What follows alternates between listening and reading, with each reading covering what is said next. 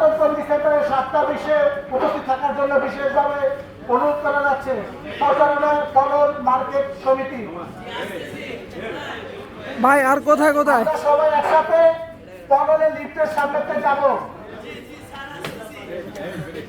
সবাই মির্জা আব্বাসের জন্য দোয়া করবেন। আমার বড় ভাই নামছে।